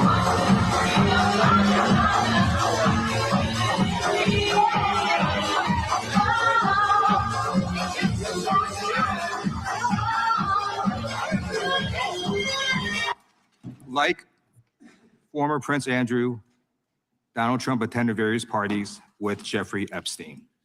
I want to know, were there any underage girls at that party or at any party that Trump attended with Jeffrey Epstein? What if you could clean your retainer at the touch of a button? No more brushing or tablets. Over 4 years ago, our team of engineers... Hey, I was watching that ad. And that they are trying to deflect from all the great things Donald Trump has done. There is no evidence that Donald Trump has committed a crime. Everyone knows that. This has been the most She's not even a good actress. transparent presidency. He's the one that I'm asked that those files I'm reclaiming my time. be I got your released. answer. You said there's no President evidence. Trump asked Mr. Chairman, please the stop the clock. to My time. Stop the sign clock. the legislation. This is Time. this I'd like is to ridiculous. my time. Time belongs to the gentleman from Time. California. Okay. I'm going to put up another document from a witness who called the FBI's National Threat Operations Center because I believe you just lied under oath. There is ample evidence in the Epstein file. Don't you ever accuse me of a crime. I believe you just lied under oath, and this is all on videotape. You said there's no evidence of crime. I'm showing you. Here is a witness statement who called into the FBI's Threat Operations Center. He drove Donald Trump around in a limo. He overheard what Donald Trump said to Jeffrey on his cell phone. He was so angry, he was going to stop the limo and hurt Donald Trump. And he met a girl who said she was raped by Donald Trump and Jeffrey Epstein. She later had her head blown off, and officers at the scene said that could not have been suicide. No one at the Department of Justice interviewed this witness. You need to interview this witness immediately. Epstein should rot in hell, so should the men who patronized his operation. And as we sit here today, there are over 1,000 sex trafficking victims, and you have not held a single man accountable. Shame on you. If you had any decency, you would resign right after this hearing concludes. The gentleman has expired. May I respond? Yeah, I don't know how you respond. No one can. I did not ask a question, Ms. He Head. doesn't You're want allowed to talk to. about I did the not ask horrific a question. crime in California.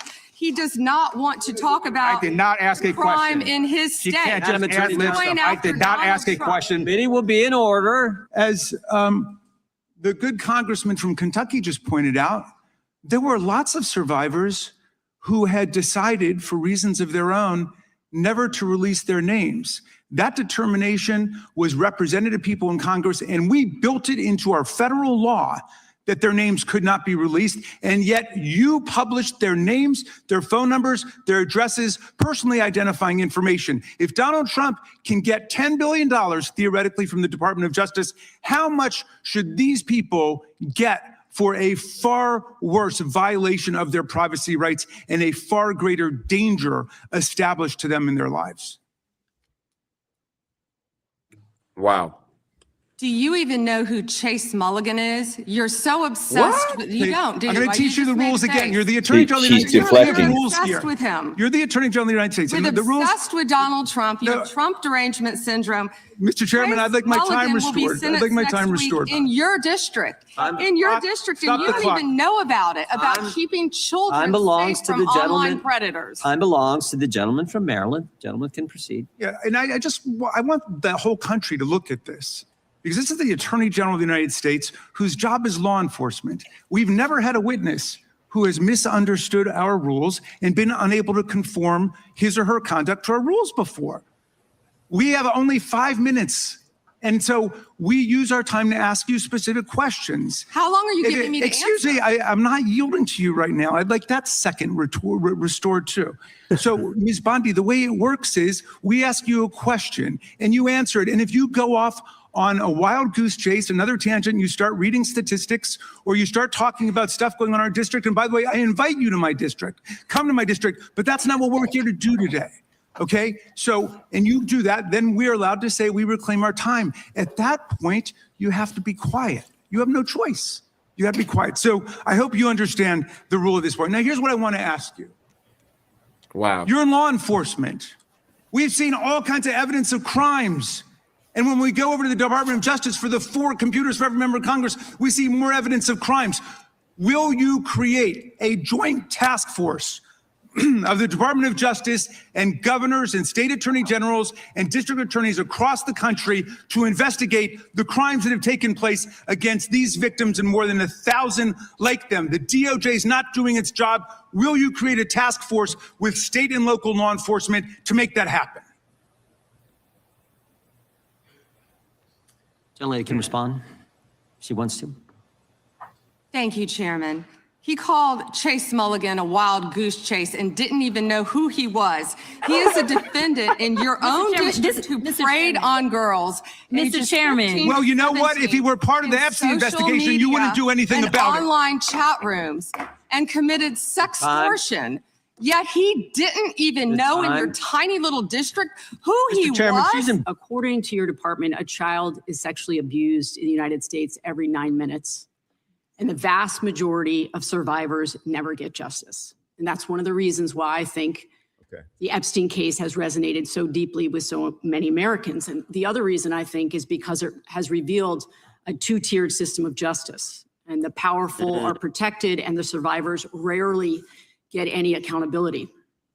Watch what magnesium does to your bowel. Right there. Why does grandma's tummy look pregnant? This blocks your bowels. Okay. And the Epstein files contain. Okay. Let's get back here. Hey, guys. All right. I'm going to stop this for a second here. This is absolutely one of the most ridiculous things I've ever seen. I mean, no class, no professionalism, dodging, covering up. I mean, what do you call this? And I think you mentioned Greer also. The world is watching this. Or Mike, or did you say that? The world is watching us. And they have to say, what is that clown show in the United States? The clown shows that go on each and every day. No law, no order. And they say, hey, oh, we're a country of laws. Really? Are you serious right now? Law and order is what they say. Law a lot. and order. I don't see it, Greer. You and Mike, both of you guys can comment on what you just saw. You won't see it in that hearing right there. There was no order. Jamie Raskin is correct. I mean, to Mike and I's point earlier, though, that one thing he said, we've never seen witnesses behave this way. I mean, this was, I guess, pretty special. But there are witnesses who do behave that way often. And to Mike's point, there definitely need to be reforms to the hearing process because that doesn't serve the American people at all. It is unproductive. To ask a question, will you form a joint task force? Okay, let's just hear again how this sounds. Will you form a joint task force to investigate? Here are the possibilities. Yes, no, yes for this reason, no for this reason. What did she say? Do you know who Chase Mulligan is in your district? What? Some guy who's been convicted, I think, already of extortion or sextortion, whatever. What? That doesn't make any sense. That's not rational. That's not a rational response to the question. And then she says, thank you, Chairman, for telling me I can answer the question. And then she doesn't answer the question. She says something else. She says something crazy. Something else that I didn't realize that goes back to what we were talking about earlier is Jamie Raskin said there are only 4 computers that Congress people can use at one time to look at unredacted information in the DOJ. That's very interesting. And then he confirmed that they redacted stuff even on those computers that didn't need to be redacted, and unredacted personal information about the survivors, which is not part of the deal. Important point, guys. When I say not part of the deal, I mean the law that Congress passed a few months ago or a few weeks ago to reveal the Epstein files. It said, do all you can to protect the survivors' information, and you can show some of the perpetrators' information. This was a bipartisan bill that Donald Trump signed. So that's right. That's breaking the law. If you're telling me that you as a member of Congress went to the computer and they didn't follow the law, that's my point. How do we hold these people accountable? How do you hold the Attorney General accountable for not following the law? You hope that she doesn't do that, but we've seen before where cabinet members break the law. So I do think it's a big problem when we talk about federal government officials. How do we hold them accountable when they break the law? Let me say, to Mike's point about all or nothing, this does happen sometimes. We saw Bob Menendez of New Jersey held accountable for corruption. And we saw Hunter Biden held accountable for filling out that gun form incorrectly. So those have been 2 instances recently when people connected to the federal government have been held accountable, but it doesn't happen enough. I do not understand why they let this hearing go on like this. And I mean, some of the Congress people, sorry, not to be ageist, but they got walked all over. I mean, Jerry Nadler, he could have done a lot more, but he's on his way to the retirement home. I mean, we also got to talk about what it means to be, aware and have your wits about you. And I think he's an attorney as well. He's going to be primaried, I think, if he's even running for re-election. But a lot of these Congress people on either side, they didn't even handle her correctly. They just kind of sat back and let her do this, which is why you saw this person who's on the screen now, Becca Balint, kind of rise to the top because she was one who called it out. No, I'm not anti-Semitic. No, I'm Jewish, or her grandfather was a Holocaust survivor. No, you're not going to get away with saying whatever you want to say. You're the Attorney General, really? You're not acting like it. I mean, now she's gone viral. But you've got a lot of these people who are just go along to get along people in Congress, and they let these people get off unaccounted for. Well, I tell you what, you mentioned Hunter Biden, and you also mentioned who is that? Menendez. As well. Yes, out of New Jersey. They're both Democrats. Okay, you're right. They're both Democrats, so you can't say that Biden had anything to do or he was targeting Republicans. He let his own son be investigated and convicted. Okay, so I don't want to. And then pardoned him. You forgot the last part. And then pardoned him. Yeah. Tell the whole story. Tell the whole story. He did pardon his son. Guess what? I would have to. I would have to, because that was an interesting case. Mike's right. That was an interesting case. I don't think he did pardon him. I don't think he pardoned Menendez. And Trump also pardoned all the J6ers. So if we're going to do the 2 sides thing, let's definitely talk about there's a lot of blame to go around for bad acting and bad performance and bad decisions. And just don't get me started. I'm with you. I'm just saying that one is kind of blatant right there, stares you in the face. I mean, anytime folks on the right, not you, Mike, but folks in Congress talk about, oh, Biden did this, he was loosey-goosey with that, he pardoned that. I mean, Trump pardoned these people who actually talk about physical intimidation and the FACE Act and blocking people from entrances. That's what those, not all, but most of those January 6ers did. I watched it on TV. I was in Colorado at the time with my own eyes. So that was a crazy type of pardon. I think there is a little more to the story with Biden and his son, but still, that was clearly nepotism. But I don't think anyone's pardoned Menendez, so that is an example of a Democrat who's been held to account. He did not pardon Menendez. And guess what? I would have pardoned my son too, because I knew this upcoming administration would have gone after him and just threw the hammer at him. Okay. But anyway, man, oh man, like I said, it was disgraceful to see this. It just doesn't make any sense. And it seemed like to me that Congress needs to get a spine, because there's no way in the world, if I were, okay, well, speaking of the Speaker of the House, we talk about weak as a worm, Mike Johnson, this cat. He's terrible. Oh God, he's going down as the weakest. And you know, guys, he sent the Congress home for another 10 days, right? I didn't know that, but wow. Oh yeah, he just did. He sent the Congress home for it. Why? This is absolutely crazy. They were shut down last year for, I know it was like 83 days or something like that. What are we paying these people for? They're getting on average, I think, $178,000 a year. Why? Boy, how do you get that job? I mean, you take off you sell your soul. Man, $178,000. And yeah, well, that's what they're doing. Sell your soul to the devil. The shutdown are you referring to the shutdown in the fall, William, last year? Yeah, well, yeah, the shutdown in the fall. It was 43 days. It was 43 days, as I recall. No, I'm talking about the time that I'm talking about before the shutdown, because remember, he sent Congress home for about 80 some odd days combined. Oh, okay, I misheard you. Oh no, the shutdown, I agree, 43 days. But what I'm saying is when he sent Congress home for 80 some odd days.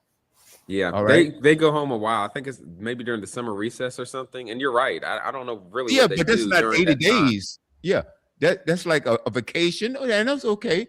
That's more than a vacation. I would love for if I got 83 days of PTO. Like almost 3 firm. months. It's almost 3 months. Hey, guys, how about this? Maybe I'll ask my law firm when I start in the fall if I can have 83 days of PTO. And watch this, Mike. And when they say no, I'm gonna start talking about the Dow. But the Dow was up yesterday. The Dow Jones. Yeah. What do you mean? That's a good point. Unbelievable. What a mess. Unbelievable, man. It is crazy. It is absolutely crazy. Well, I've got to run, guys. I got to go do some more studying. But thanks so much for having me. I think this was another great conversation on the Boomerang Show. Hey, thank you for being here, my friend. Thanks. Hey, look, you'll always get an invitation. If you can make it, we'd love to have you. If you can't, we do understand. And thanks, my friend. Y'all have a great week. I appreciate you. My friend. You too. All right, Greer. Hey, Mike, always a pleasure having Greer on. Oh, gosh, it's that late already. I didn't even realize. Oh, wow. Yeah. So anyway, I'll be back in about an hour. It will be Sunday Night Gold with yours truly, WB, a.k.a. Wild Will and the Jazzy Diva. So, guys, kick back, grab a glass, and enjoy the show. All right. Great conversation tonight, William. I like this a lot. I appreciate Greer immensely. He's got a really focused view on things, and he's able to articulate it correctly. So I appreciate that young man a great deal. So do I. He will be, no doubt in my mind, he's on his way to being successul. No question in my mind. When he becomes a lawyer, I'm going to put him on retainer just for me. Hey, man, me too. But and guess what? I want that young guy in my corner.